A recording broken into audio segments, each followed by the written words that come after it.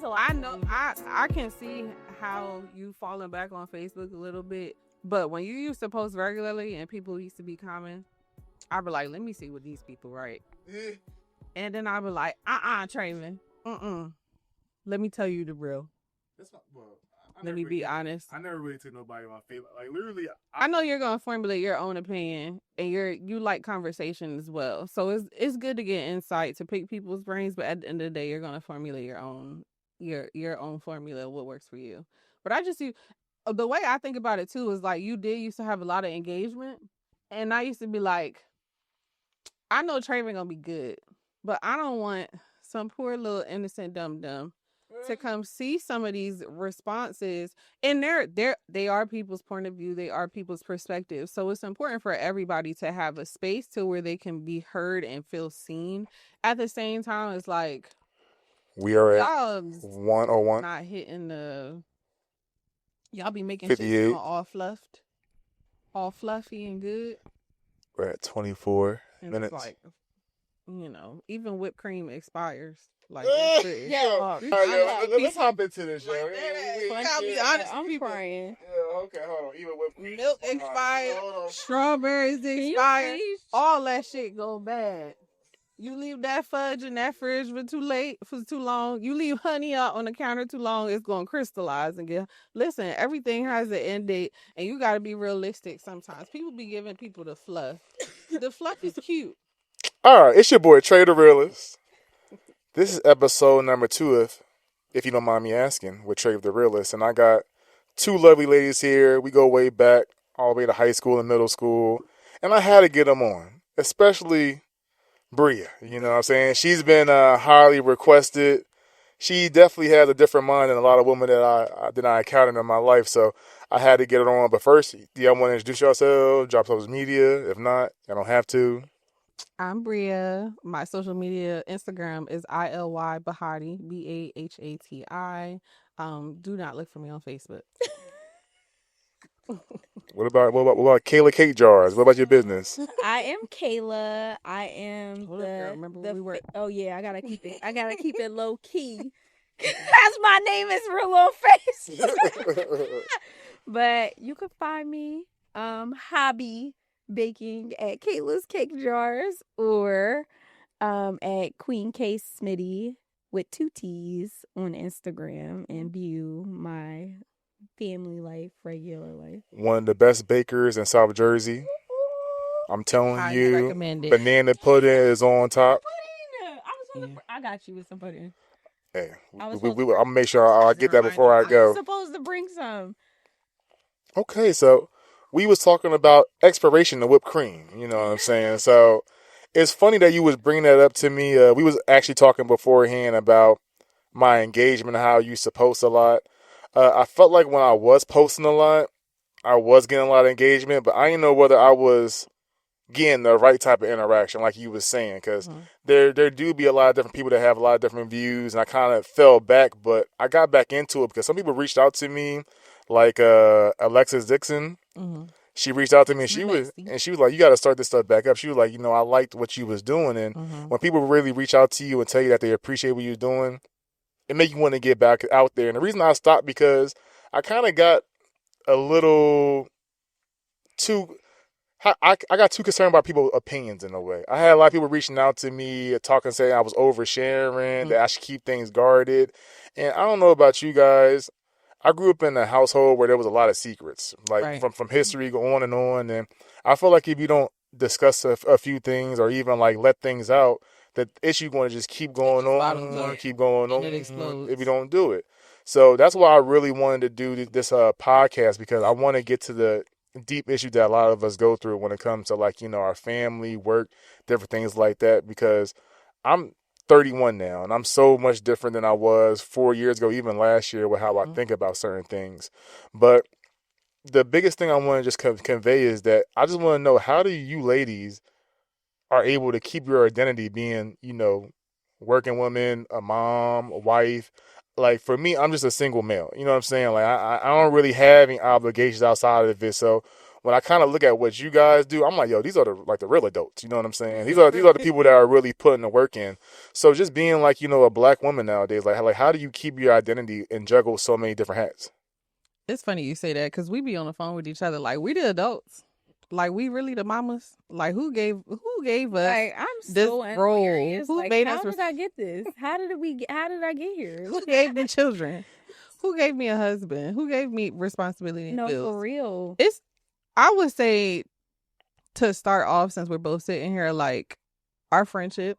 Yeah, definitely. We feed each other. We piggyback off of each other, and it's not like we just feeding each other bullshit or negativity. right. Like if I have a conversation with her, or even you mentioned Alexis, that's my best friend. So, but when it comes to them two, the support of a village, even if you don't have like a specific number of people, just having one person, two people that you really can trust to hold you accountable, that you can trust to be there for you, is everything. Yeah. Like it's necessary, because it also keeps the individual side of you.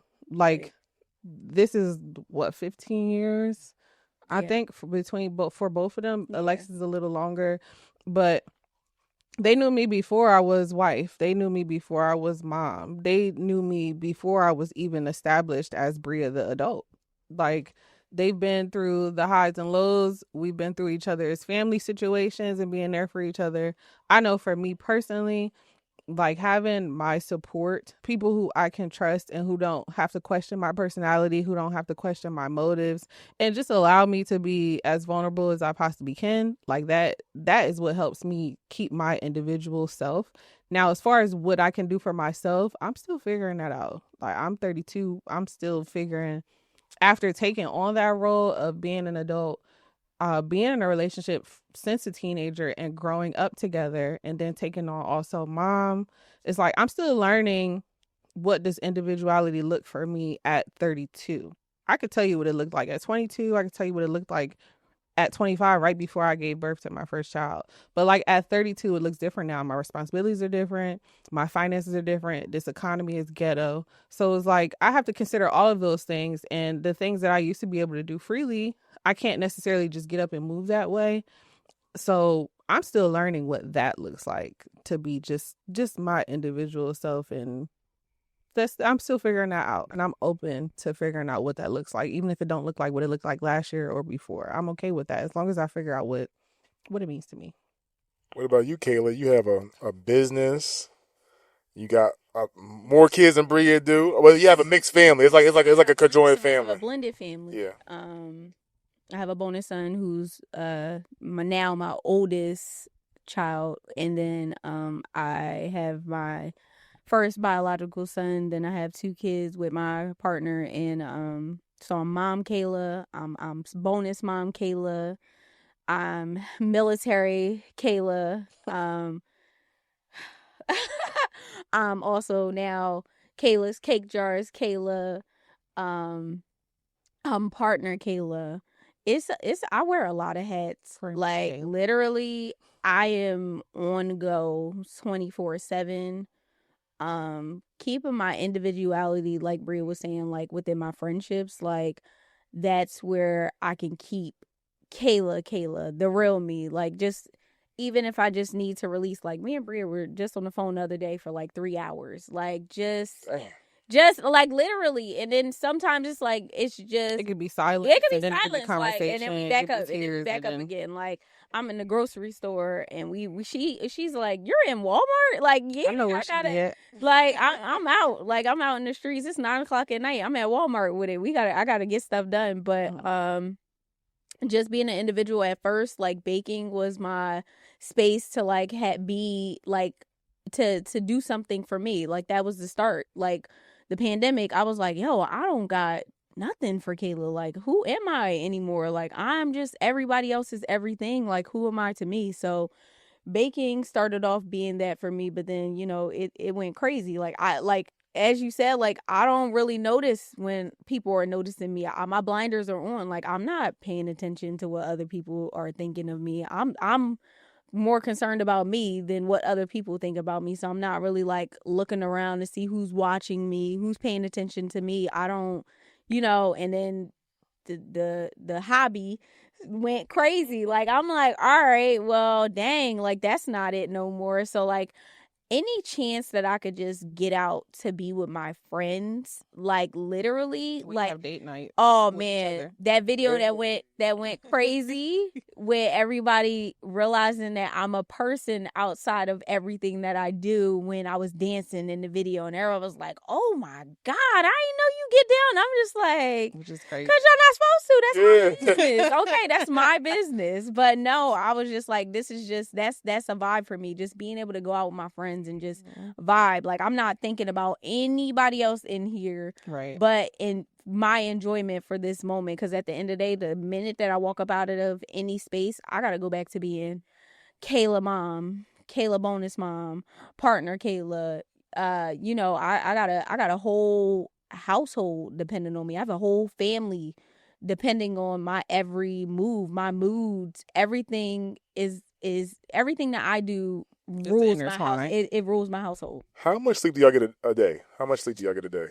If y'all had my watch is inconsistent. So it depends. So like, it depends if it's like a baking night. Oh, probably nothing. No sleep. Probably. She be up all night. Like I'm up until like 4. That's not healthy. And she'll call me because she know I'm up too. So it's not. So like, it's only Fridays and Saturdays are like those are my busy days. Hectic like days. Those are my crazy days. And then like last night, like I got 8 hours of sleep last night. So throughout the week, generally like throughout the week, I'm getting 8 hours, 7 to 8 hours every night. But then great. when I'm baking and stuff like that, and I got a cake decorate, depending on the amount of orders, like I'm probably either not getting no sleep or maybe like 2 to 3 hours of sleep.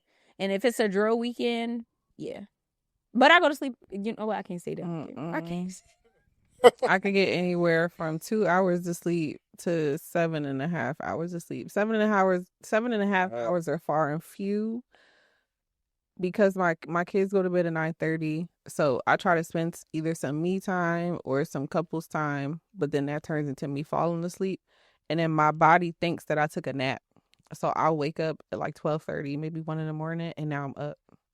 I feel like I'm just up. I'm also a night person, so it's difficult for me to go to sleep. I can't go to sleep at like 10 o'clock. I can't do that. If I do that, then my body is going to wake up, and I've always been like that. So no, I can't say that I get sufficient sleep.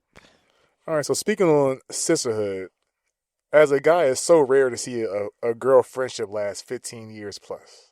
A lot of times people fall out. It's so simple for me and Bria to be friends. But it's not common. Like I might see it here and there, but it's rare that you see girls really last the test of time. There's always something petty that breaks it up. But when I see relationships like you guys or like some other girls I know that live out here, I'm just like, wow, like y'all still locked in, and it seems like y'all are family to me. You know, where other girls that I know, they might have been friends for 10 years and they might have broke up because of some petty. They lived together for a year or somebody didn't like something, certain things like that. So for me, it's just like,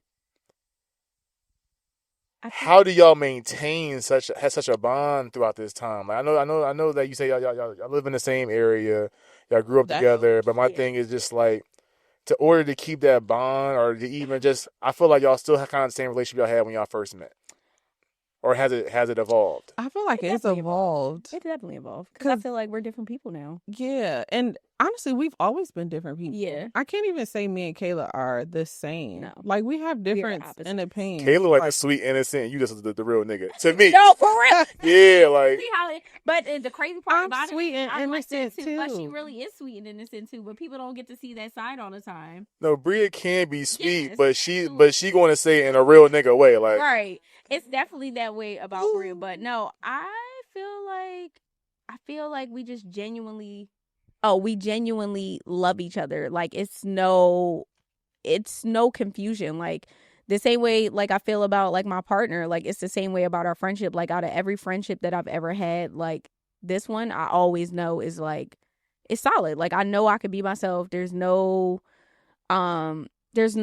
afterthought about anything that I say or do around Bria. Like, everything is safe. And it's the same thing for me to her.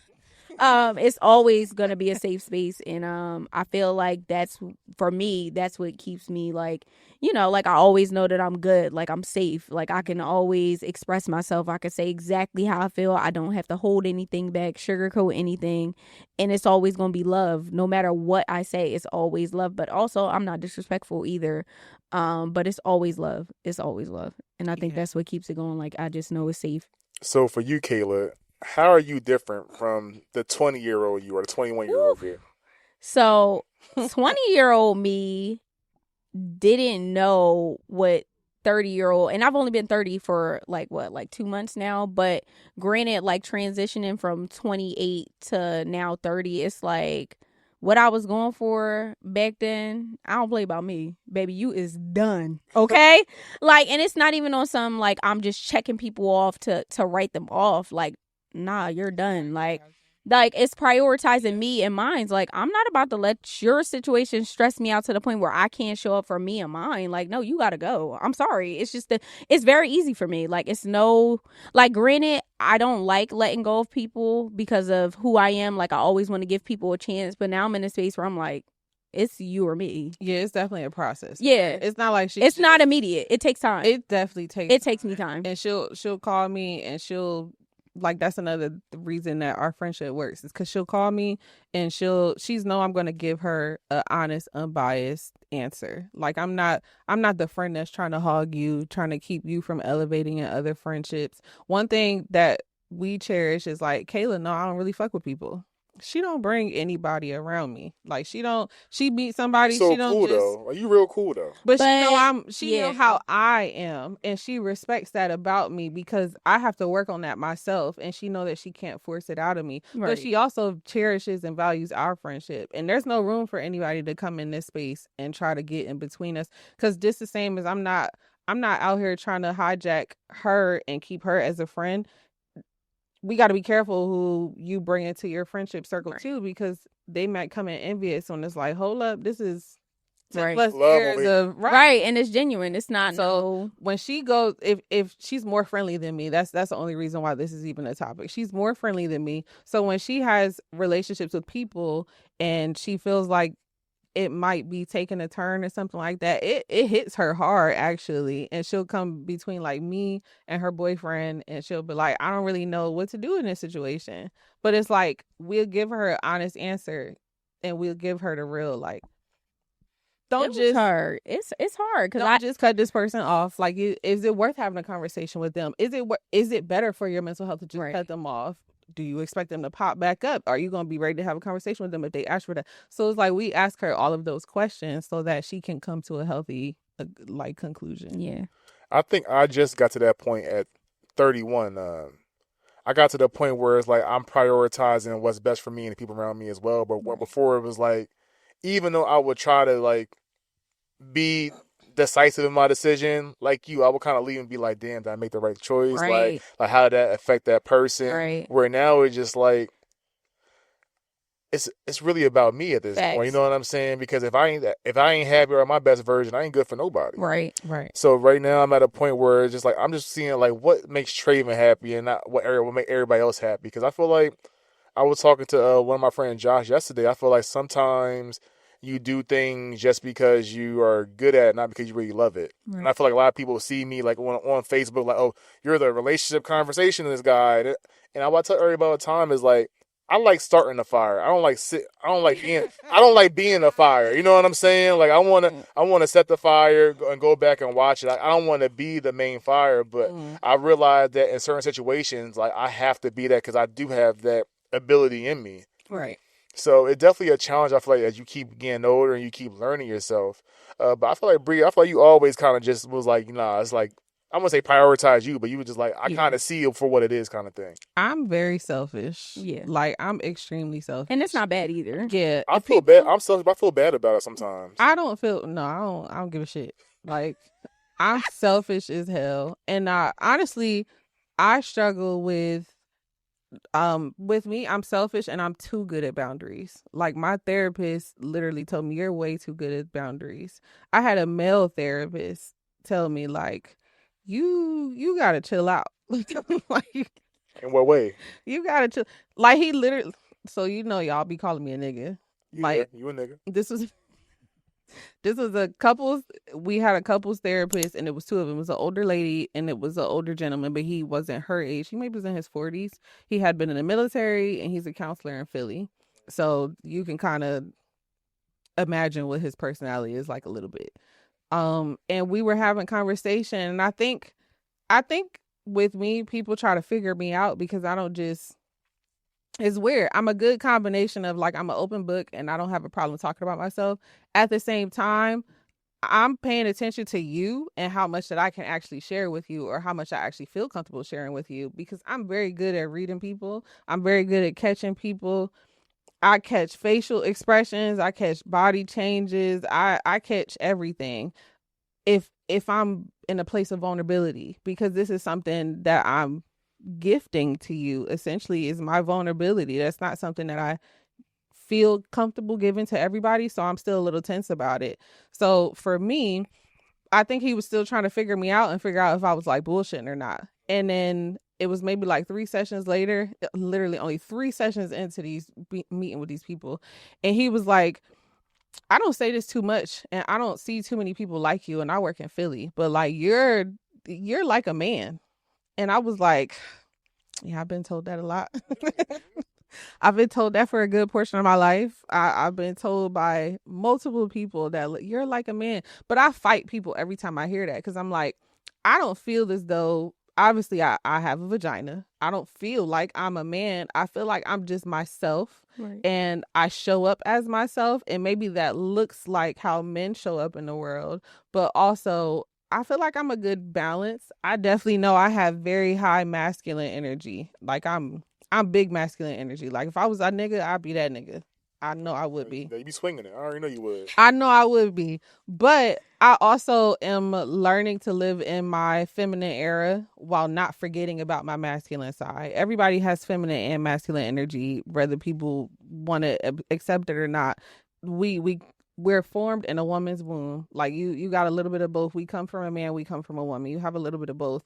I'm aware of my energies and I'm trying to nurture both of them because they're both equally important to me. And in this phase of my life, my feminine energy needs to show up more. And I'm aware of that, so I'm working on that. But when he said that to me, that was maybe 2 years ago. When he said that to me, I don't know. It's like I hear people say it, and I definitely did say to him, like, I hear that a lot. But it was different coming from somebody who almost 50, like this big black dude with dreads and I think he was in the Marines. So like that, I don't know, that kind of hit me a little bit. And I was like, dang, it didn't even take him about four sessions before. So for me, like, I'm definitely trying to like get to know different parts of myself. I'm trying to find balance. I'm in a space where balance is healthy. Balance is my goal. Balance is what I'm searching for. Definitely.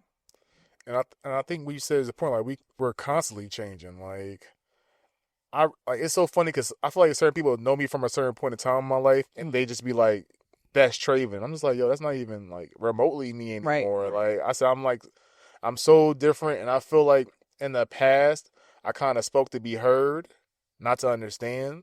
That's what I think I changed now. Where I like about myself now is that I really do want to understand. You know what I'm saying? Too. Like I will say I would debate because I wanted just to get somebody to understand it, but really I just wanted you to hear what I had to say. Mm-hmm. Where now that I can sit back and like really listen to my friends, like you know Brandon Bennett, like people probably don't know this, but this man is a genius. Like I hang out with Brandon now, and like he's like such a different man than what he was when we was in high school.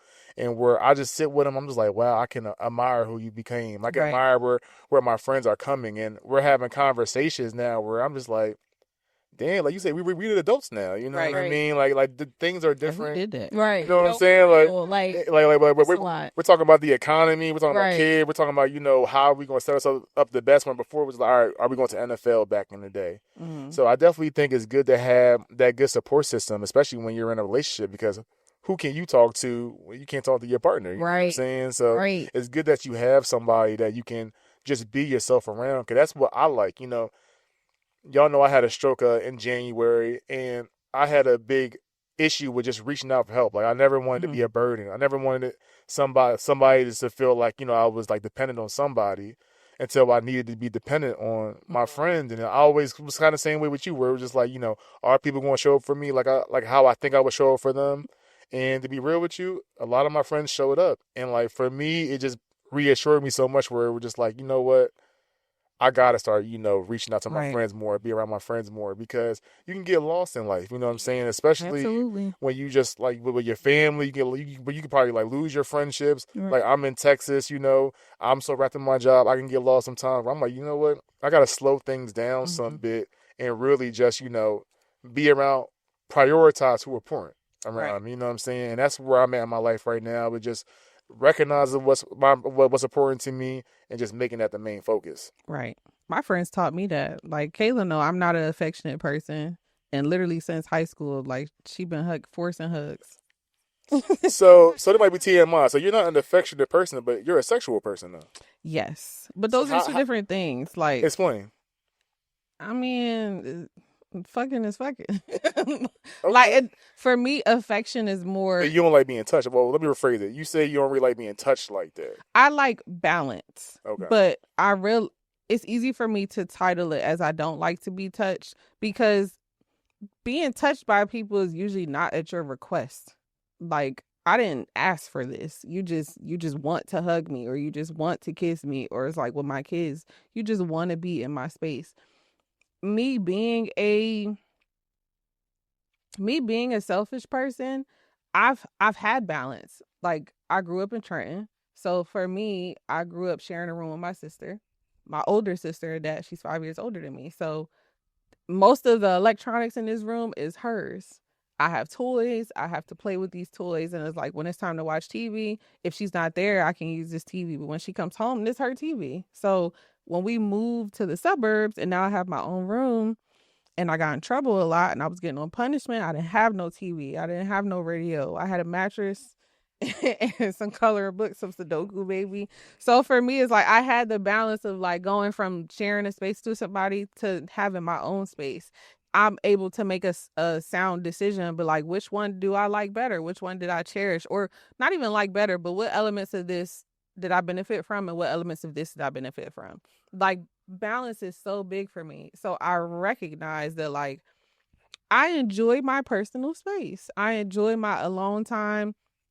I enjoy my friend time. I enjoy my family time. I had plenty of both. So for me, I think I just have an understanding of like, I had the choice to be in my room by myself, lock the door, even though at times it's like, yeah, I'm on punishment. I can't watch TV, but I'm able to sit and think. A lot of people don't know how to sit down and think, like just sit with their own thoughts. They don't know how to sit still and just sit silently. And I will say it's an art that's lost on me a little bit now, because I have so much going on as far as my household goes. And it's difficult to do that with a 6 and a 3-year-old, but I have the balance. So when I say I don't like the affection, it's more so like I didn't welcome it. I know I invited it because it's my family. So I had these kids, I married this man, but at the same time, it's like when the choice is taken from you a little bit, it makes it difficult to be like, oh, I like this. Like, no, I want to come home and sit down and not be touched sometimes. When you say that, it brings me to like nature versus nurture kind of thing a little bit, because I had the issue because in my household, we wasn't like a sit down, eat dinner together. It was like, all right, get your food, we all go to our rooms kind of thing. Okay. Like, so we were like to ourselves kind of family. Cause my mom, she worked like overnight 12-hour shifts of 4 days a week being a nurse. Like my dad would be working 2 jobs, and my sister, you know, at that age, you want to be around your little brother. So it's like you go to your separate rooms. So I had to kind of grew up in a dynamic where it was like I enjoyed my peace. Mm-hmm. And to this day, I still enjoy my peace. But now it's like to the point where it's just like, yo, why are you like being alone so much for? You know what I'm saying? Where it's just like you should want to kind of reach out. Where I feel like it also becomes your comfort. Like it becomes your norm. It becomes your comfort. So when your normal is now being tested, it's easy. Like human reaction, it's easy to like be like, hold up now. But when you welcome these relationships in your life, you have to adjust and adapt and evolve. Essentially, it's just difficult to do when you're, I won't say doing it by yourself, but if you're the only person who feels this way, if it's like I'm the person who's struggling with affection, but my children and my husband are not, I'm the person who got to figure out what works for me. They don't relate. They don't know what I'm going through. So I have to kind of figure out what works for me so that we can all coexist in this space. But sometimes they ain't always that perfect, Sometimes it It's works not. like It's not, and it's not supposed to be. Perfection doesn't exist. Like it doesn't. That's something I'm trying to teach my daughter. It's like, I don't know who the hell told this child that she's supposed to be perfect. I never taught her that. Her dad never taught her social that. media. She's not allowed on social media. Yeah. Okay. Yeah, no, she ain't doing that. But I don't know. I could be school. It could be, her exposure through social media, maybe through her peers, or she's in the first grade. So it's like, it could be exposure through that. But I don't live in a space where like I'm striving for perfection. I don't care to be perfect. I have the logical understanding that there's nothing perfect about humans. Like, God is not even perfect. I don't know it don't matter what religion you are. If you read that book that's supposed to be your guide, God confesses making mistakes many times. I can refer to the Christian Bible. I can't sit up here and say that I like read that book, like the back of my hand, but I've been through enough conversations and I've read some things to show me that God confesses to making mistakes. So who the hell am I to be striving for perfect? If God tells me that he's able to make mistakes and right his wrongs, and it's like, I'm entitled to that too. I'm made in his image, allegedly. Allegedly. No, that's definitely true. So the piggyback off of that, for you and Kayla to answer,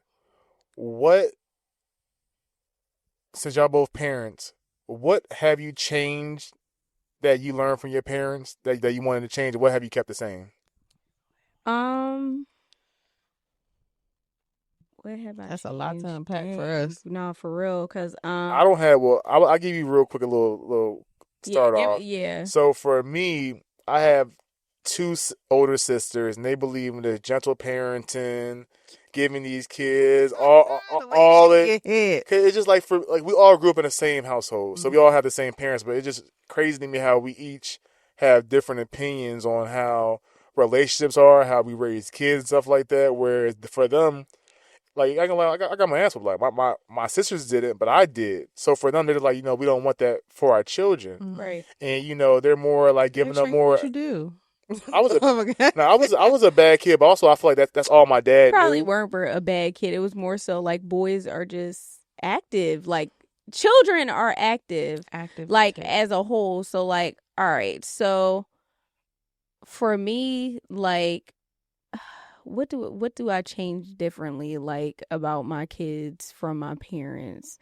Because my mom, I grew up like my mom was more of like a conscious parent. Now that I know what a conscious parent is, I could say that my mom was in the box for that, not completely, but she was definitely in that box. So like I didn't grow up in a household where there was like granted there were some things that weren't, right, of course, but my mom was an open book. Like my mom was very like, if you need to come and talk and just have some one-on-one, no judgment time, like that was open for me. Like that was open for me and my siblings. Like, did all of us utilize it? No, but I did. Like, when my mom, when I needed to talk about something and I needed to get my opinion out there and really speak, there was an open door for that. Like I never felt like I couldn't express myself within my mother. Like my dad, he was always on go. So like it was really hard to like have those moments with him, whereas now I can now as an adult, but as a kid, like he wasn't there mentally. He still kind of had like a traditional mindset back then. But as far as like my mom, like now that I'm an adult now when I talk to other adults, I'm like, oh, I ain't had that problem. Like, like it's honestly similar to her. I really don't. Like I'm literally like my mom. The difference is like I really try not to resort to put my hands on my children because it's not a vibe for me. Like it's never been a vibe. Like I don't want you touching me. So I never felt like abuse, like getting your hands put on was the way. And and at a certain point my mom did like, belts back in the day, traditional. She tried that.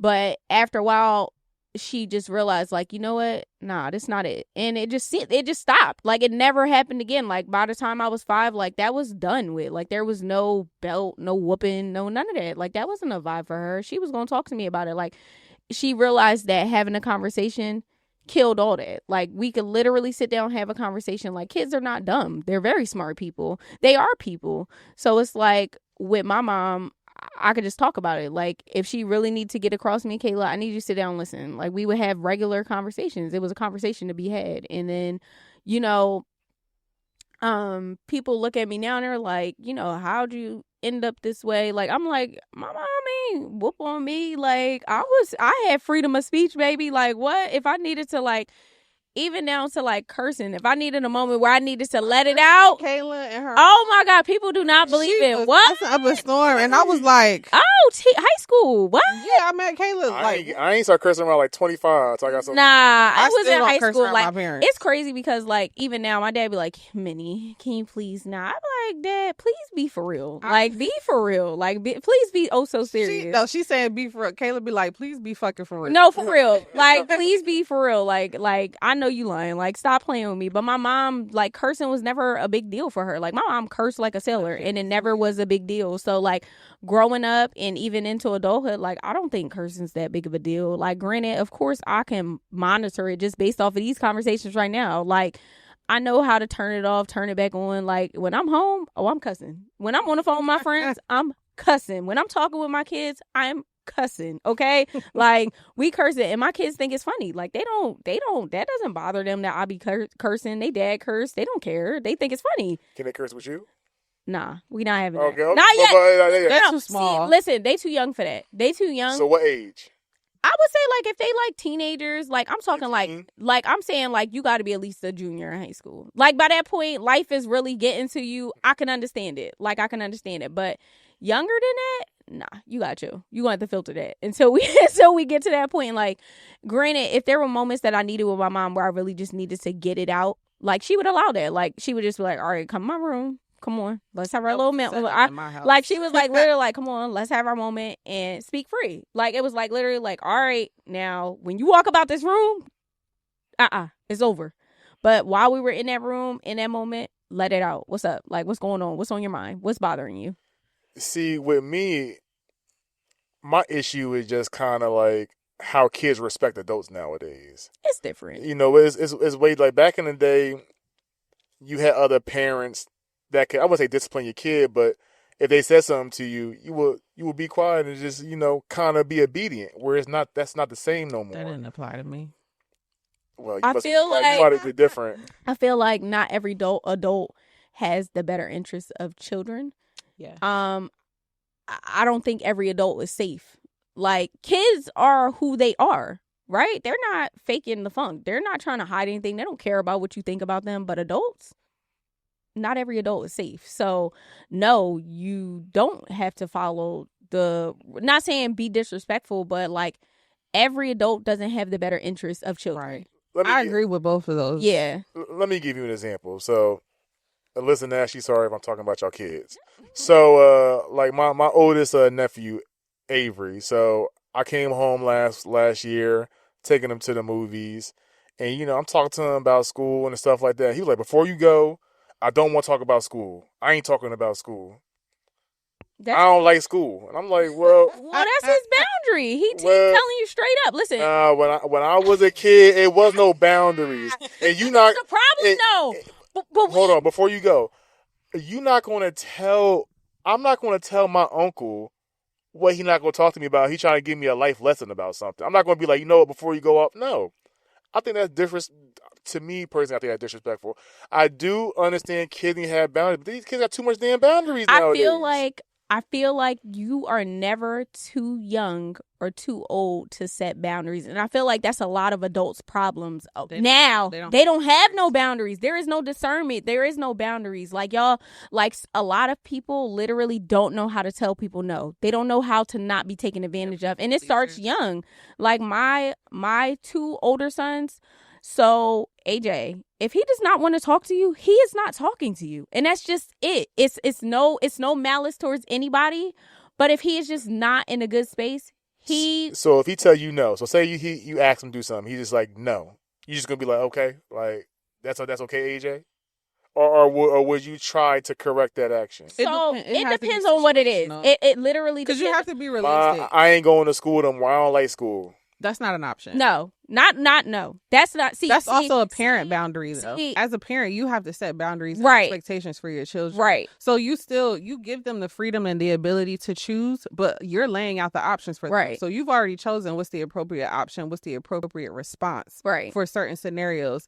As children, they're going to explore. If I give you the freedom to use no, then you're going to have to test when this no is going to be appropriate or not. I have to allow you the freedom to use it so I can correct you when it should not apply in this moment. Because me telling you got to wash your ass, it's no in this situation. Get out of that. Listen, I'll give you some options. You can wash up, you can bird bath it, or you can shower. You gonna wash your ass. You get your ass in the shower. I said get. I might give you a listen. You want to take a shower tonight since you don't got school tomorrow, or you want to take it in the morning. Those are your options, but not washing up is not the option. Not so it's boundaries. Now, if I say, "Oh, you want to eat dinner? I cook chicken."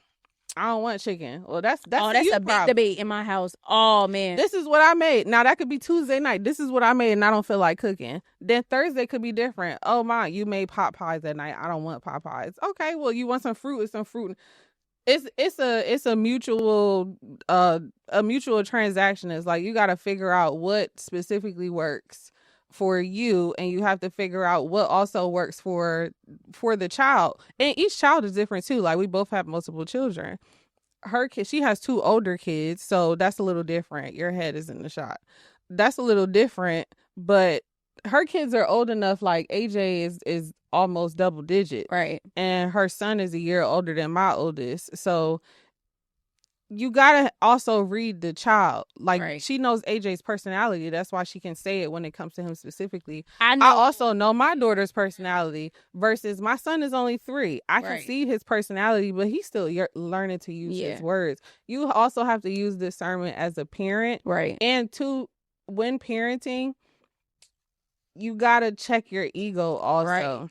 It's a whole lot of as an uncle, you gotta ask yourself, what is my issue with him not wanting to hear me speak, or what is my issue with him setting that boundary? Right. Sometimes you gotta check yourself too. It's like, do I just feel entitled to be able to speak my piece to him because he's my nephew or because he's my youngin', or is this it could be something outside of you that actually has nothing to do with you? Maybe his conversations with school and with everybody else, all the other adults in his life, just it only go one way. So that's the way he understand the conversation gonna go, and he already know I'm not fucking with it. I have 2 sides to it, where it's like part of me is like this.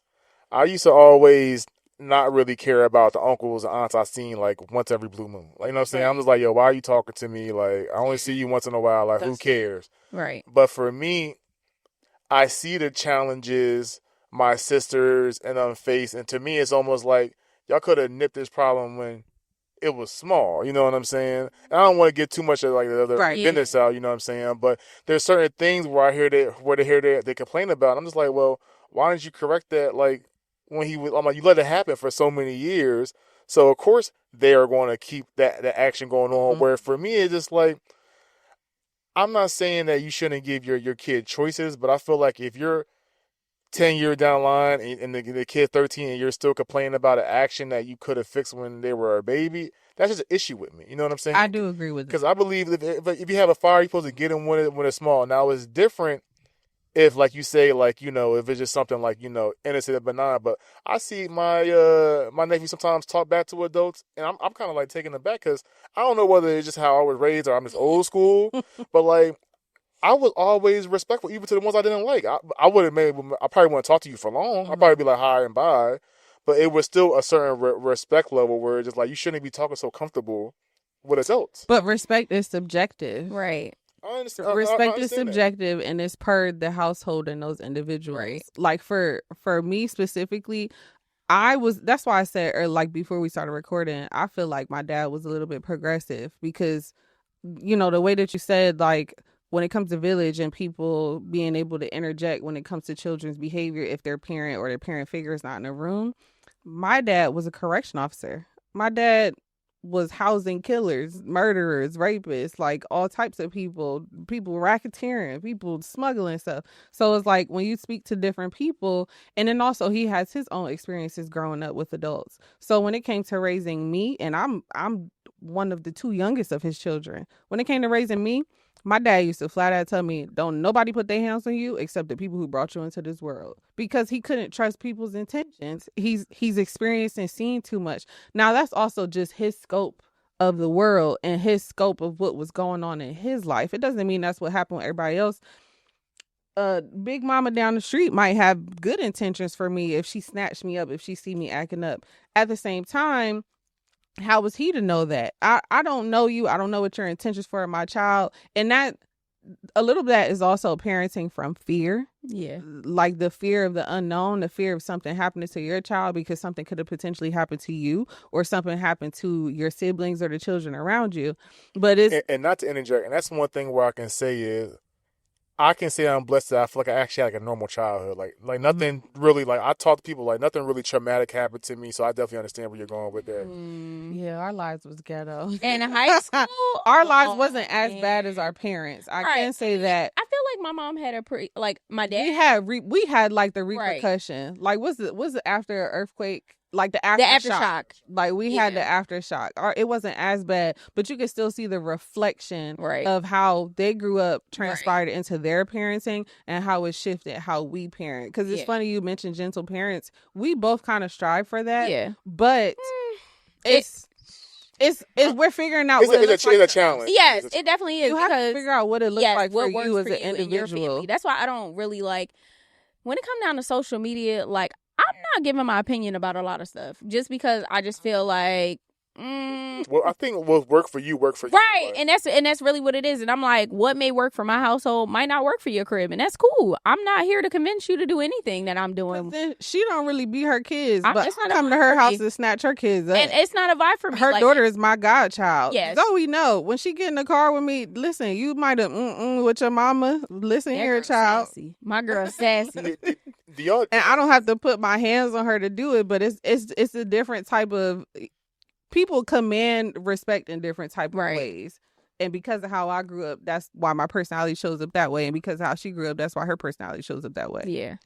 Do y'all dads have like a voice that kind of like, I don't say put fear into you, but have like a voice? Yes. No, my dad ain't have to have no voice. My dad was big as shit when I was little. My dad, I don't need him to talk. I looked at his big ass dude, but he definitely had the voice. So too. my dad has a voice, but like for me, I have a voice too, where like if I go to a certain tone, like they be like, all right, like it's serious. I wasn't crazy enough to try my dad. Yeah, I wasn't trying him. Back in the day, my dad was unhinged, so it was he ain't had the patience that very softly. Yeah, he ain't got the patience that he. But what y'all think about this philosophy? So like I don't have kids.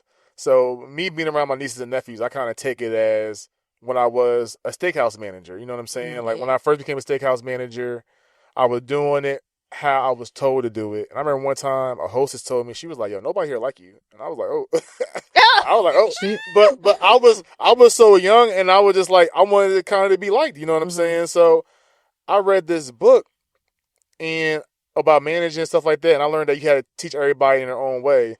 But I saw something that helped that really opened me up, where it was like, it's easier for a manager to go in, I wouldn't say like mean, but like, strict, and then get soft, because your kids you'll still have their like respect, rather than going in soft and then they try to get mean. Yeah. And they're gonna be like, "Yo, you soft as hell. You were just like, that ain't you." Right. You know what I'm saying? Right. So it's easier, like for me with my nieces and nephews, I feel like it's easier for me just to come off. I want to say like I just want to show them that like I am not say a serious figure, but like there is boundaries. You know what I'm saying? Like there are certain things that I won't tolerate, and as they get older, it's going to be peeled back. Because like for my dad, he was such a tough dad, where it was like I never thought I was going to be friends with him. Like I always thought I was going to be like dad's son, until I went through something like traumatic when I was like 25, and I called him, and like he gave me an answer with like no judgment, and I was just like, oh.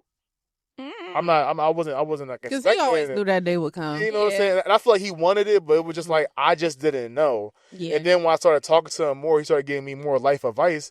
I used to be like, I was just like, wow, like this is my friend. So we're at a point now where I talk to him about like everything now, and we're that close. But it's just like even though some people might say that I was getting beat a lot as a kid, I don't have any like issues with it. You know what I'm saying? Because I feel like the outcome came out right. But it might not be the way for everybody. But for me, it was just like, all right, I was disciplined, but the stuff I was doing, come on, I was being bad. But when you think about it, and there's nothing wrong with anything that you're saying. When it comes to parenting or parenting styles, and even more so with gentle parenting, the misconception is that people are just parenting without boundaries. Right. That is not gentle parenting. Nope. Gentle parenting is just simply figuring out other ways and other options to give children the giving children the space to be emotionally sound. Because as adults, if you talk to like psychiatrists, you talk to therapists, you talk to doctors, a good majority of human beings, well, I can speak within the United States specifically, a good majority of us in the United States, we don't have emotional regulation. And it makes sense to me. It's like, you think about slavery, you think about all that other stuff. Like Jim Crow my parents was alive. They're still alive. Like my grandmother just passed away in 2022 at 93 years old. Lady wasn't allowed to vote. Lady wasn't allowed to have her own bank account. Like I just still experiencing this person 2 years ago. So that stuff is not far and few from us. The resources that we have now are not resources that our parents had. Right. So for us, it's the gentle parenting concept really comes from allowing your children the space to emotionally regulate themselves and also not baby them. Right. People think gentle parenting is babying. No. For me, I still have no problem whipping my children's ass if need.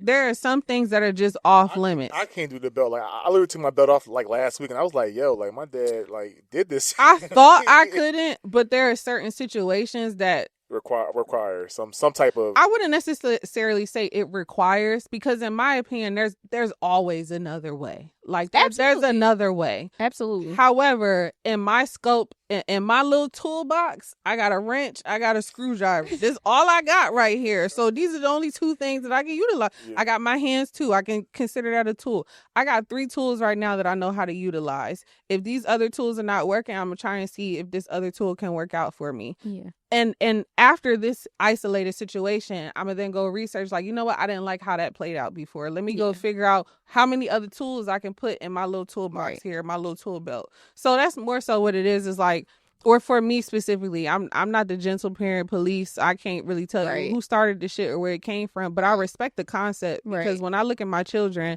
I don't look at my children as property. Right. I don't look at my children, they're mine because they came from me. But one thing for me growing up is I've always been an individual, and I fought so hard to let people know, like, yeah, I understand, like, where I was born at. My family is well known, very well known. Where we work at, we go across, people know me because they recognize my parents. I have to let people know, like, I'm not little Bria I don't know you. You know my mama, you know my daddy, you don't know me.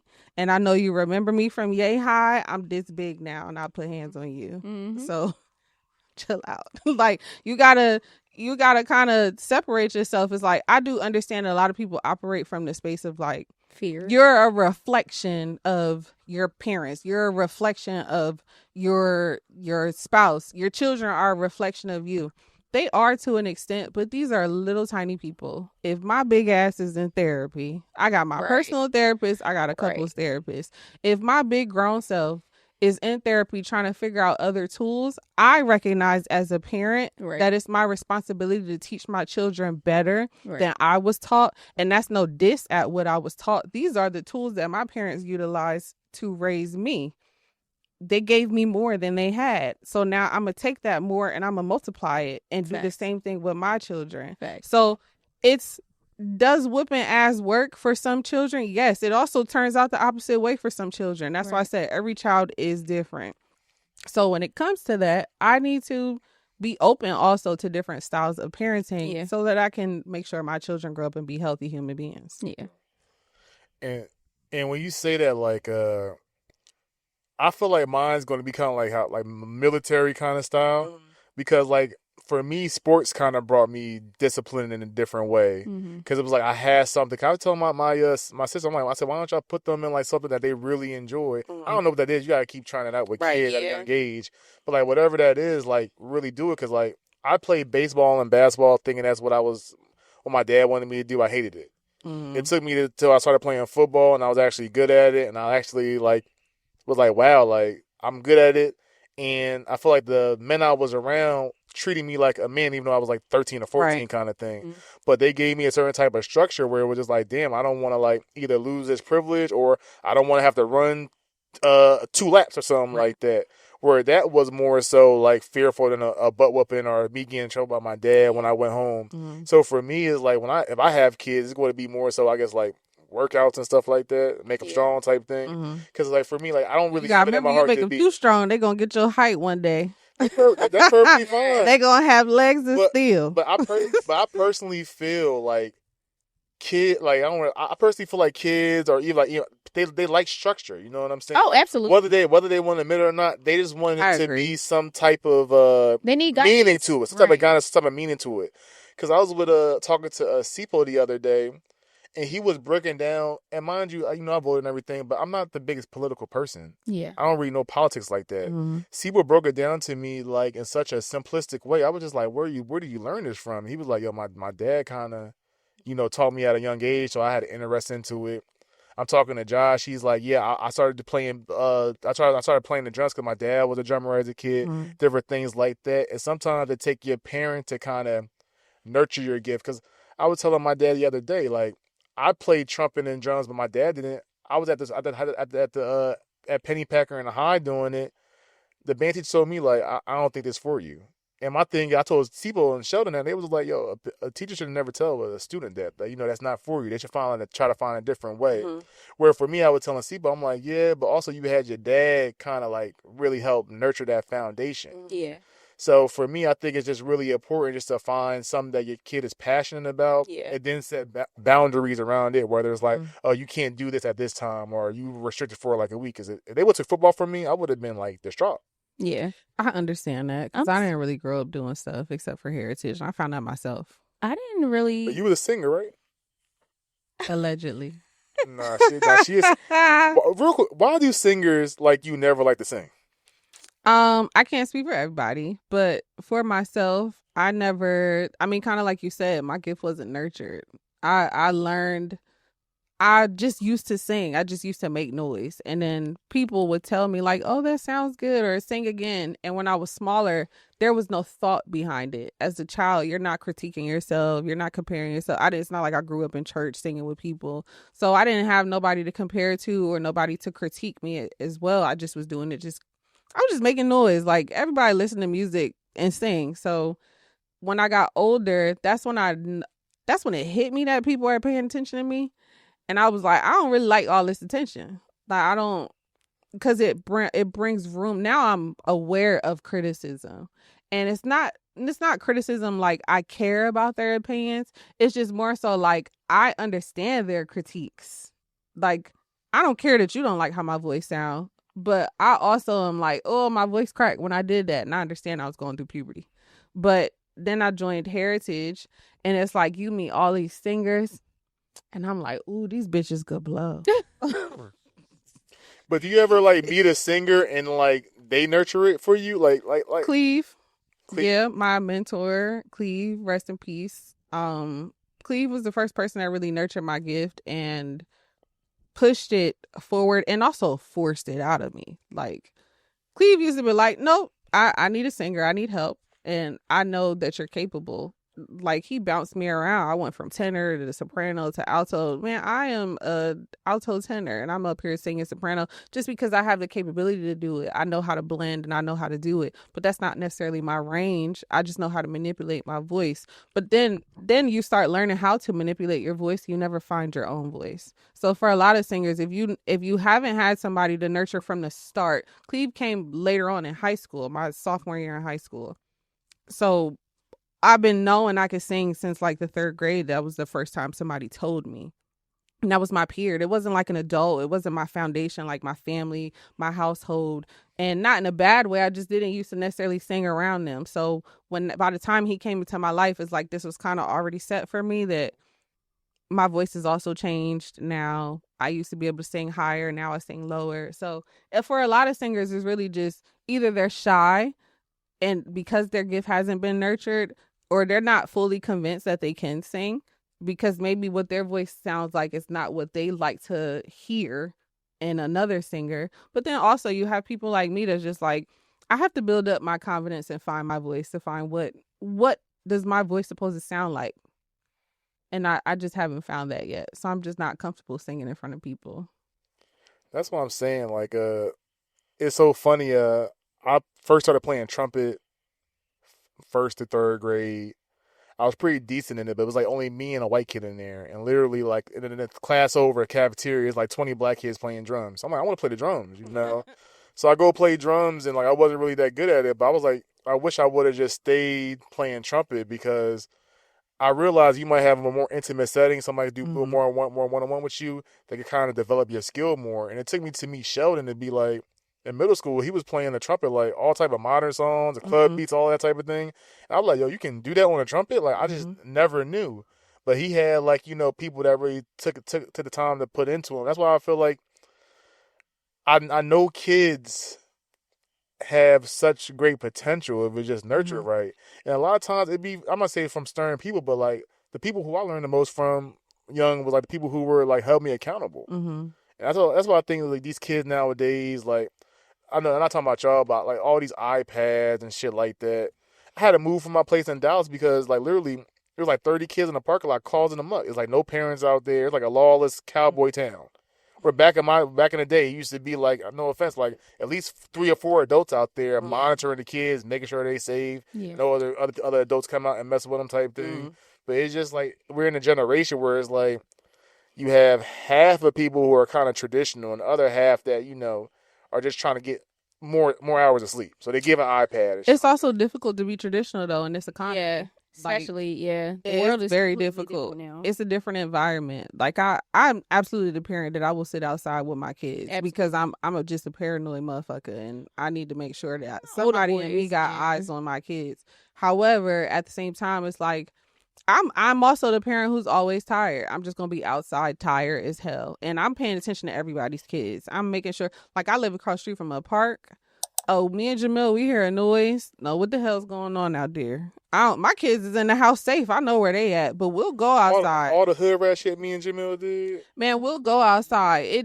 Cause it be adults over there at that park. You could definitely tell, like, sometimes some drug transactions be going on. Not that it happens frequently because I live in the suburbs, but it's like you can see. I grew up half my life in the city, half my life in the suburbs, so you can see when that happens. At the same time, it's like, no, this is my community, and these are children that my children might end up playing up with, or they live here. They live near me. This house is my investment. This is my property. I need to make sure these little niggas don't come fucking up my property. Exactly. So I need to look out for them as well. There's a motive to my madness, a personal agenda that benefits me, but also these are children. Like, I'm going to look out for your child. I go to the park all the time and see parents that's not paying attention. Honestly, Kayla is one of those parents. I'm not. Barely pays attention to her children. Do your thing. Once they gone, she like, do your thing. Listen. But also that work, like, her children also have a sense of independence that my children don't have. I see the difference. She's not doing anything wrong. I'm not doing anything wrong. We just doing what works for us. It's also the way that I grew up. Like, I was able to go outside at 3 years old. And I wasn't. And 4 years old by myself, you know, but it built me up to be boundaries. Like, this is where these boundaries come to play. People can't just, you ain't coming up on me and just gonna touch. No, my mom was insane. So like, but she knew herself. So like, people couldn't mess with me. Like, I knew what type of parent I had, but I'm also like that with my parent. Like, at first I wasn't so open. When my mom was alive, she when AJ and Julian were 3 and 4. No, they're 2 years apart, so not 3 and 4. I think one was 5 and the other one was 3. So Julian was 3, AJ was 5. And she was like, let them go outside. And I'm like, hell no. What? She's like, crazy. Let them go outside now. Like, let them go out. They're going to be fine. What? They can go out. And they did. They were fine. They were completely fine. Like, I could see them from my balcony. So sometimes I used to sit outside. It took me a little bit to be like, all right, they're fine outside. Like, it got to the point where, yeah, they are fine outside. Like, now my daughter can go outside with them. My baby son cannot, because he will, like, one time I tried to let him. He's an escape artist. One time I tried to let him go outside. I ran upstairs to go grab something. I'm People like, get lost. Watch Apollo and just sit here with him while I run upstairs. Like, I was literally, I don't remember what I was running inside for. I think I was turning off the oven, something to that nature. I ran upstairs. I came back downstairs. Apollo is nowhere to be found. Like, I literally almost broke down crying, because I'm just like, damn, like. And he just be exploring. And that's all he was. That's like, when he came back, exploring. he was like cheesing, He'll relaxed. Find a ditch in the ground. He found a man came back with him, like this maintenance man. He's like walking with him, and Apollo's just cheesing and happy because he got to do what Apollo wanted to do. Apollo wanted to get out and be a part of the world. And we don't be trying to let him, because he really will get ghosts. Now I got a little book bag with a leash on it, and he know. He go throw that book bag on, and he hand me the leash, and we out. Like, you could, yeah, do you, baby? But you got to stay within this little realm. But Julian and AJ have been outside, 3, 5, outside alone, like chilling, having a good time. Oh, I have heart palpitations about that. And then once Zoe became like 3.5, 4, she was allowed to join, because it was like, okay, she needs to be able to speak to me and tell me what's going on, before I allow her to go outside and like really like be out there with her siblings. But she literally, the day that I knew that I could trust her to go outside with her siblings was one day. Something happened in school. No. Something happened when she was out with her dad. She was at the park with her dad, and my daughter knocked this little girl off her scooter or whatever. Took her scooter, knocked her off of it, and started playing with it. But she explained to me randomly. I never asked her what happened. I didn't even ask about how it was outside for her. But she came up to me and was just like, "Mommy, I pushed her off the scooter, and I made her cry." That's my God, baby. And I took her scooter and I rode it, and then I was happy. And I was like, "Zoe, what?" And she just cut the conversation short. Like, I didn't ask you, but she just told me everything that happened, everything that went down that day. She was letting me know, like, yeah, I know what be going on. Like, I could tell you. And ever since then, like, randomly, she'll come up to me and tell me stuff. Like, this little boy hit my son in school, and the teacher, of course, can't tell me because of like confidentiality. They can't tell you the name of the child, because you don't want to tell you the name. Right? They don't want you to come back and like try to harm the parent or the child, or like get back to Adam, but. She had told me, so the teachers already told me, like, Apollo got into it in a little scuffle with somebody today. He got a little scratch. So we get in the car. I locked him in the car seat. She waits till nobody is around. She said, "Mommy, such and such scratched Apollo." I was like, girl, what? Like, she's telling the business. So, like, I could trust my kids. Like, my kids ain't gonna hold nothing back, but I'm also not, like, overbearing. Like, I don't be asking. Like, they just come and tell me, because this, the same way that mama, get back to my mom, like, that's how it was for me. Like, she ain't have to push for no information. It was coming out because I felt comfortable. And see, that's the difference. You gotta know your kids, because I can't trust mine. And I know better. Truth every time. I was a liar as a kid, so they couldn't really trust me. I'll admit it. I would admit it, but yeah, I was a liar. No, my daughter be lying. Let me not tell my baby she's a liar. She's a storyteller. Did you read Will Smith's book? Yeah. You know how he said, like, he just be making up stories, and to him it's real, but it's not really. That's my daughter. I keep telling her, like, girl, you need to be an actress, a screenplay writer or something, because she just make up stories and she'll tell them to you as if she's telling the truth, or as if it sounds like it really happened. When I go to like school dances or anything like that, her classmates will be like, "Bella's mom, did Bella really find a stray cat in the street and give it some milk?" And I'll be like, "Well, I can't say that it didn't happen. Maybe she was with her dad, but it didn't happen with me." And now I can see them side-eyeing her. And I'm side-eyeing her too, like, this is that shit I be talking about. You be telling stuff. She don't say psych, or she don't say I'm just telling a story or something like that. So I try not to tell her. I try not to call her a liar. Yeah, I hate that. But I try to. Liars. I try to encourage her to be like, these are those moments where, like, you have to choose how you're going to parent. Because I could go off, I could cuss her out, I could whip her ass, because she's a repeated offender. At this point, the ass do deserve to be whooped.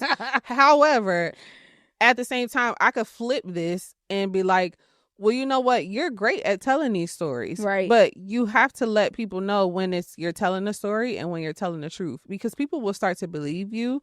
And I have to say it in the age appropriate way, but I'm like, people will start to believe you and they won't trust you. Right. Because they can't trust your word. They can't trust what you're saying to them. However, if we work, that's how I be manipulating her. You got to manipulate your kids. So I'd be like, however, if we work on our reading and our writing, because she don't like working on her reading, we work on our reading and writing, you can grow up and be a storyteller. All these movies that we watch, people wrote this.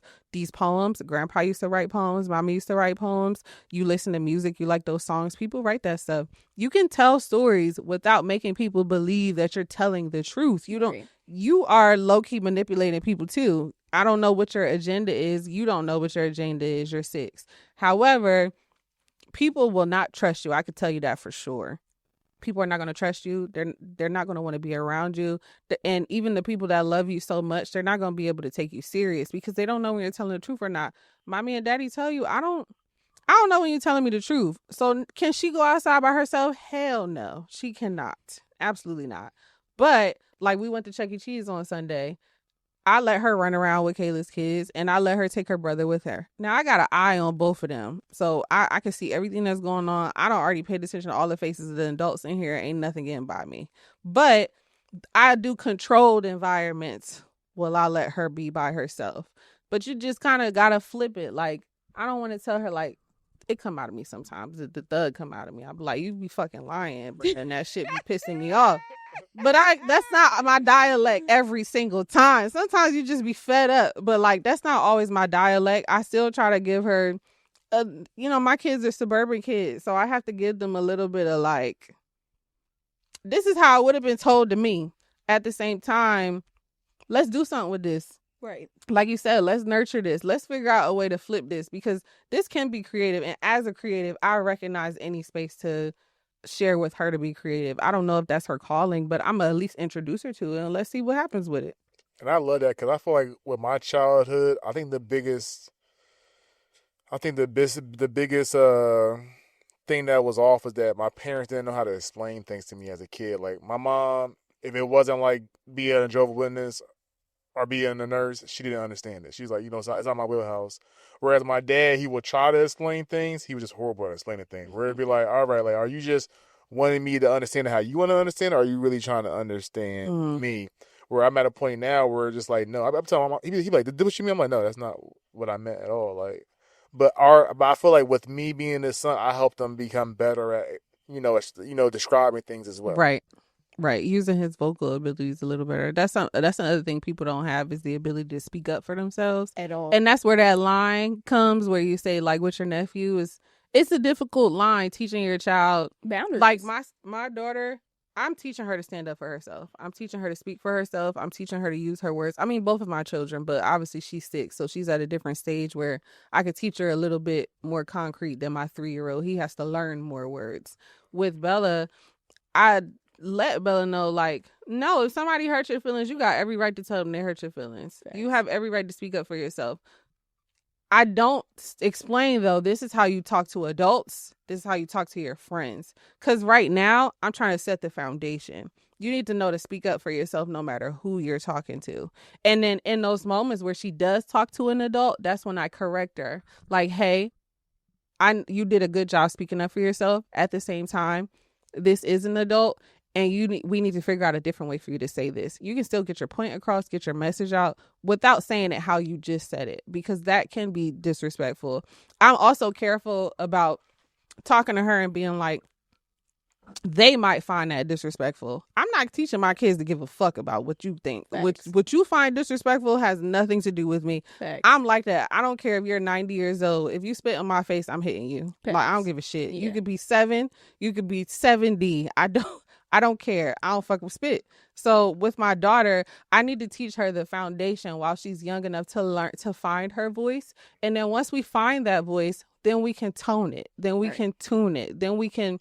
Because it's like us, we learn code switching. Like, we learn that from our environment. You learn that, yeah, I could say nigga as much as I want to when I'm in certain environments. And there's other Black people that you find that they uncomfortable with that word. Right. You have to learn discernment. You have to learn to pay attention to your surroundings. Facts. And you got to learn, when is this appropriate and when is this not appropriate. Right. But it does start young. I think for children, how previous generations did it was like, it was a matter of life or death for our ancestors, for those generations. Yeah. It's a matter of, getting lynched, getting hunted, getting stalked. Even once that stuff dissipated between like the community, you still got to deal, like with us, we still got to deal with cop stuff that still goes on to this day. You got to be mindful of how you say things. Absolutely. At the same time, if you just kind of teach children, like, watch what you say, watch who you talking to, it also dims their ability to know what they do want to say, or sometimes to know how to say things. And that's why a lot of our parents don't know how to talk, because that was their reality.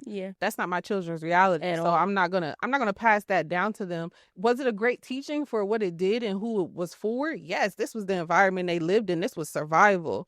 My kids not surviving. They live in the suburbs.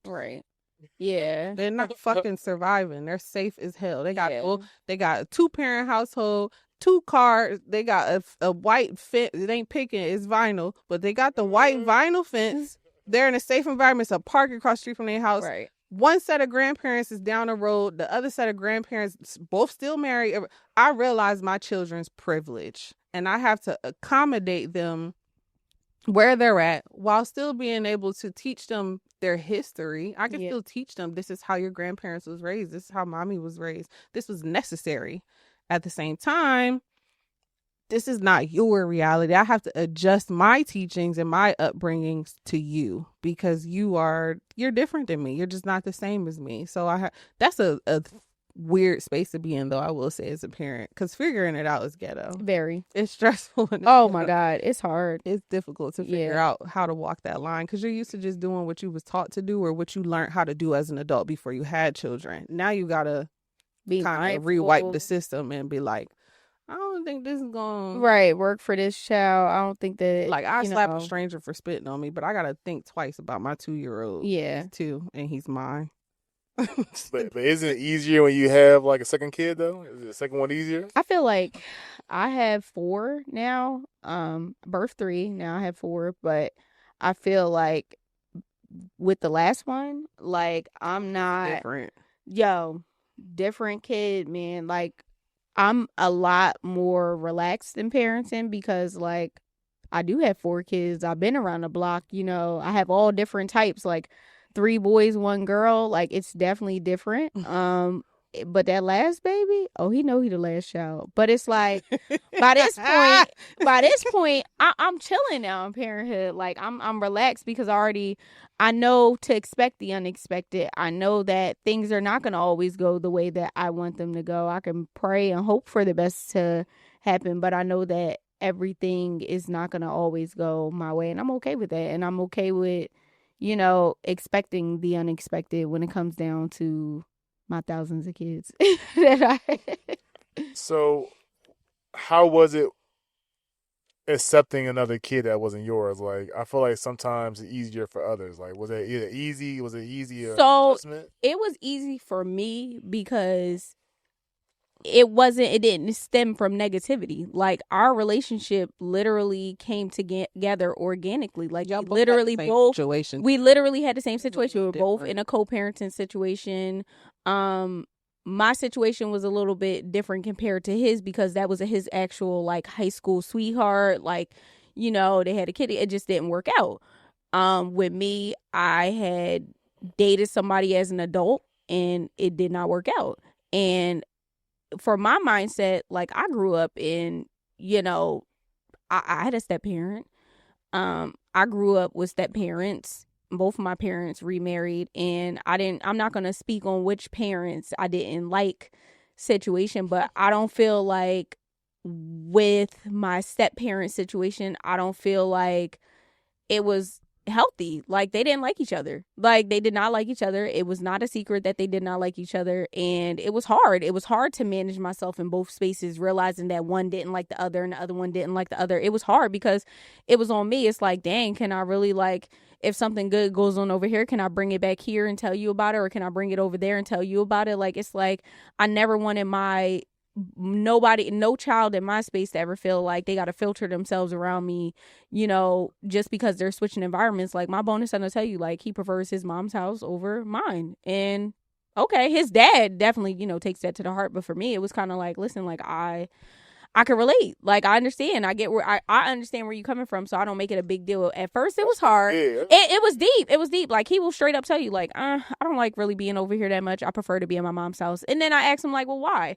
He was like, well, I got my games there. I got my own room there. I'm like, Makes perfect sense. You can't really argue with it. It's quiet over there. I'm like, sounding disrespectful. No, and that's really what it is. I like that you even asked him. It's like, you gotta check yourself, because like, you asked them the why, and it makes sense. So it be perfectly logical. They not trying to be disrespectful. They just be. It's what makes sense to them. Listen, it's more kids at her house than at that time than it was at his house. Whereas now, you know, his mom is remarried, and not remarried. She's married. And she now has 2 other children, a husband, you know, so, but, and they're great people, we all get along with each other. That's a big me, like, having, peace within my environments. Like, I couldn't be with somebody whose child's mother that I couldn't get along with. And the same thing for my situation with my son's father. Like, I couldn't be in the spaces where it's going to be always toxic energy. Like, it's going to be a negative environment. Like, I'm not dealing with it. Like, and I've always been very clear and vocal about that from the day that I met my bonus son's mom. I'm like, listen, I don't deal with stuff like that. Like, whatever you need, for whatever capacity I could provide some support for you, I'm willing to do that, because I'm not dealing with negativity. Like, I'm not, especially because we're not meeting on a negative basis. Like, it ain't no toxic situation. Like, it's not toxic. Literally, he moved on with his life and you moved on with yours, and it just didn't work out for y'all, and that's okay. But what we're not going to do is, it ain't about to be ghetto or negative. I'm not dealing with it. I didn't, like, I'm not, because I'm not dealing with it. Like, I don't want to be stressed. I don't want to be stressed about some shit that I didn't even, like, create. Like, I wasn't in the bedroom with y'all when y'all did this. Like, I wasn't there. Like, you know, he didn't leave you for me. Like, it wasn't that type of time. So it's like, you know, we're going to keep it peaceful, because I know how I grew up in my situation and how it wasn't peaceful and it was negative, and the negativity carried on until that person is no longer here. You feel me? Like, and the negativity was always there. Like, it was always beef. Like, and this is 20 years later. It was always beef. Even as adults, grandchildren involved, it was beef. Like, deep beef. And I'm just like, hell no, I cannot do that to my kids. Like, so it was always a big thing for me to it definitely was a big thing for me to be to put that out there from the moment I met her. I'm like, bro, I'm not dealing with no negativity. Like, it's all respect over here. It's all love. Like, I have no beef towards you. I have no malice towards you. I'm here strictly to be a support person for this child, and that's what we gonna vibe with. And it's like, everybody follows suit, because like, everybody follow suit, because I'm not dealing with it. Like, I'm talking grandparents from the other side. Like, I'm talking her husband's parents. Like, everybody's respectful, because it's all love. Like, I'm coming with love, grace, peace, what y'all need, anything I can help with, I got y'all. But I'm not dealing with the shenanigans. Like, we're not going to be dealing with negativity. We're not doing all that. We're going to keep it respectful, because at the end of the day, there are mad kids involved. Like, and it was so foreign for everybody around us. What? Like, when we first, like, when it happened, like, everybody was looking at me, side-eyeing me from different sides, and everybody just looking like, what the hell y'all got going on? Like, what kind of mess is this? Like, bro, like, I'm like, foreign for you too. Like, you knew that you had this idea and this is what you wanted. This is what because that wasn't your situation growing up. Like, you had to explore ideas to figure out how. All right, this is what I want. How the fuck do I actually make? And I didn't have nobody to lean on. I didn't have anybody to lean on throughout.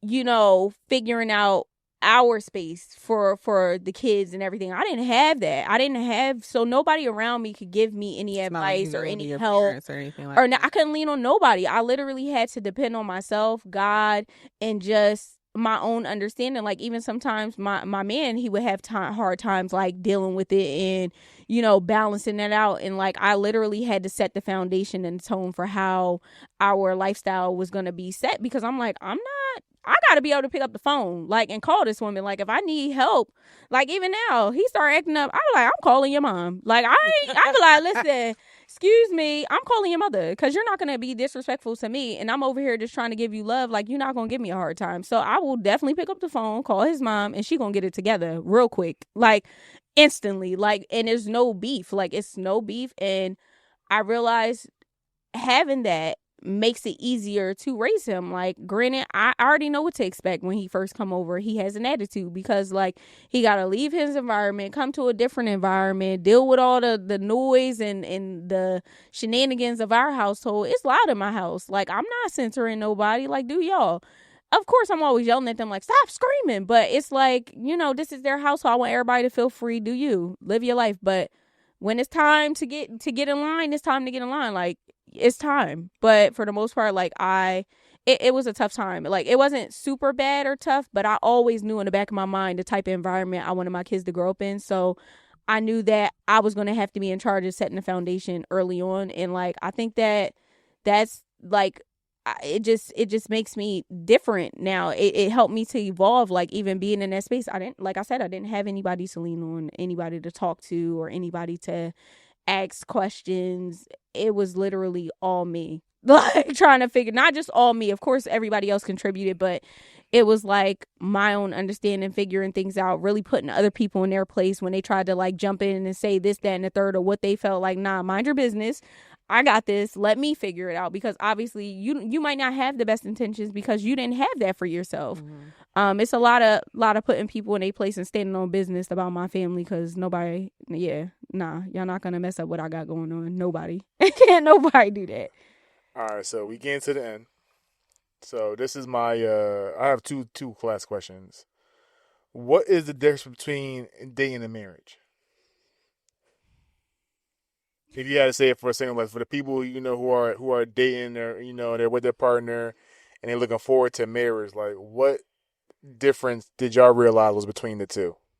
I feel like you'd be better answering a dating question because you dated more than I did. Yeah. So I dated a lot in my time of. When I say dating to marry, I'm talking about with the person you're with. Oh, dating so with the person to marry. Okay. So I'm not married yet. So a lot of people do I think thought she was married. Everybody thinks that. No, I'm not married yet. Okay, so this is okay. For Bria. So I'm just saying, like, yeah. So when you're in the dating phase with your person, what's the difference, or what would you have wished you have known before you transferred over into the marriage stage? To better prepare yourself. So it's going to sound cliche. I feel like it's the answer that everybody gives who's married, but I feel like it's really important to find yourself before you settle down with somebody. Right. It's super, super important. I believe you as an individual are still entitled to be an individual, no matter what new titles that you put on, no matter what new hats that you put on. You are still entitled to your individuality. And I think that it is okay to take the identity of the role, the hat that you're wearing when you're wearing that hat. But sometimes people don't know how to, or don't like to take off those hats because it's scarier. When you learn to master that hat that you're wearing, that mom hat, that dad hat, that husband hat, wife hat, when you focus so much on that, it's scary to take that hat off. You don't know what type of hair you got going on under there no more. So it's crazy to, like, it's crazy that people think it's just an easy transition.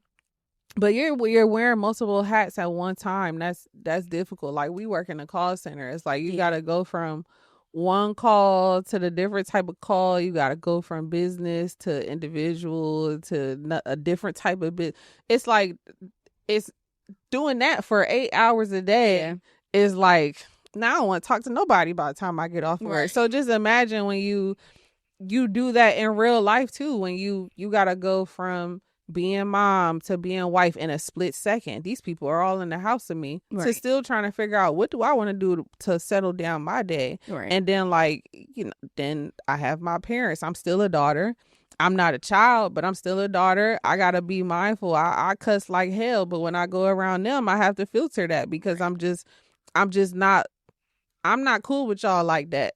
So I have to tone that down. When you can't just be your free self all the time, I think it's important to establish your individuality, so that when you're going to have to do these things regardless of the individual that you are. It's just the reality of the world that we live in. You have to wear multiple hats. So in order for you to do those things healthily and healthily transition, get to know you. Spend some time with you. Spend some time with God, whatever God looks like to you. Spend some time with nature. That's something me and my therapist talk about, like going outside And just put your feet in the grass. Like, just go sit on a park bench and look what you see. You might see 2 squirrels boxing it out. Like, you don't know what the fuck you gonna see. Just go sit outside and do something. Just get in touch with the world. Get out of your head. Yeah. Our reality is not what is actually reality. Yeah. It's what we created based off of our experiences, especially somebody who's not well traveled or haven't been nowhere or haven't done nothing. So it's like, that's what I would advise people before they even get into the dating phase, because that also helps you know what you want to look for. Right. And then once you start dating somebody, I would say establish friendship with them. Like, friendship is so important. And friendship gets lost. Friendships go through seasons. But like, you know, like you said, like, you don't see a lot of people who have long lasting friendships. We don't have to talk to each other every damn day. We work in the same damn building. And we might not see each other all day until we exit. Until it's time to walk out. And then it's like, we vibing. We talking real quick before we get in the car. And then we don't talk at all until she remote one day, I'm remote the next day, and then we might see each other again the next day. So it's like, you have to establish a friendship, so that I feel like when you establish a friendship, some things, even when you're entitled to take it personally, it won't seem as personal. Right. You give your friends a little bit more grace than the person you're sleeping with. It sounds ass backwards, but it's the truth. You get a little bit more emotionally attached with your friend. If you establish a friendship with this person, those I wouldn't say boundaries, but that friendship that you've established, it takes precedence over anything else. And then I would say, once you get to the stage of marriage, when you're ready for marriage, when you know you want to be married, I encourage everybody to do counseling. Absolutely. I think that one's a little more difficult, because I feel like marriage should look different to everybody. Really, counseling is therapy. Yes. Necessary. Yes. Absolutely. Yes. Absolutely. Because remember, we talked about the little toolbox earlier? It helps. When you go into marriage, you have nothing in that toolbox. Nothing. Because you've never been married before. Mm-hmm. Never. You might have tools that's passed down to you from your parents. That does not mean that those tools are going to work for you. Screwdrivers have different sizes. The nuts and bolts, the screws, they have different sizes. That screwdriver that your daddy might have gave you passed on game, that might even not even be the size of the screw that you need it for. So for me, you might have all the tools you want in this little box. It don't mean none of these shits is going to fit what you need to fix in your relationship. So I think it's important to establish a friendship. And then once you get to marriage, the tool analogy is like the greatest thing. And I learned that through marriage counseling and through like listening to podcasts and listening to people. You don't know what you know until you know it. Right. You just don't. So to better prepare yourself, it is better to sit down with somebody who has the unbiased mental capacity to help you get through it, to help you put the tools that you need in your toolbox. I tell the same thing with my daughter. Like, she's sheltered. And I'll be like, well, baby, why do you sabotage yourself? Like, you just want to be hurt. Like, she just dramatic. You just want to be sad. And I'm like, listen, if you break your arm, where you going to go? She'd be like, I'm going to go to the doctor. I'd be like, okay, if you break your tooth, where you going to go? She'd be like, I'm going to go to the dentist. Okay, if you fall and scrape your knee at school, where you going to go? I'm going to go to the nurse. I'm like, so if you feel like your heart is broken, why wouldn't you go talk to somebody about it? Right. You're repairing something that either is broken, that needs to be fixed, or you just don't have the knowledge or the capacity to know how to fix it, how to patch it up. Right. Like real shit, it's the same thing with marriage. It's the same thing with a counselor. This person they're not here as a mask or as a fog or as a facade. You're literally paying them to help you. Same as a doctor, same as a fitness instructor. If you want help working out, it's literally no different. A therapist is the same person.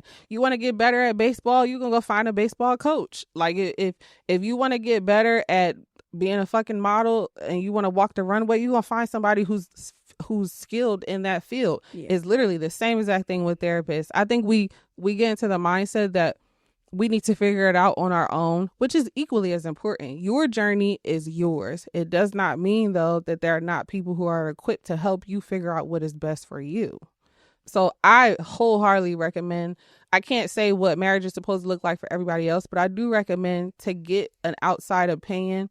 And don't treat therapy either like, oh, this ain't work out, fuck it. Like, no, just like a doctor, you go to that doctor don't fit. That doctor don't work out for you. If I'm going to looking for a gynecologist, I'm not going to find the most whitest, I think women short are man. that though. I think women, y'all, like, if y'all don't get the insurance, y'all want y'all to go around, bro. It's got, we be like, no, it's not that. It's just more so a vibe. Like, it's a relationship. This is not a friendship. You're paying this person to do a job. This is definitely a business relationship, but this business benefits you and your personal. Right. So if you go to a doctor, that doctor say you don't want a vaccine, that doctor say, well, I'm required to vaccine every one of my patients. First of all, legally, you can't do that. However, if this is not the vibe, this don't fit, well, okay, that's your practice. I can't change your practice. I'm not about to protest your practice. I'm gonna go find a doctor that fits my needs and that fits what I feel is best for me, while they can also reassure me and affirm me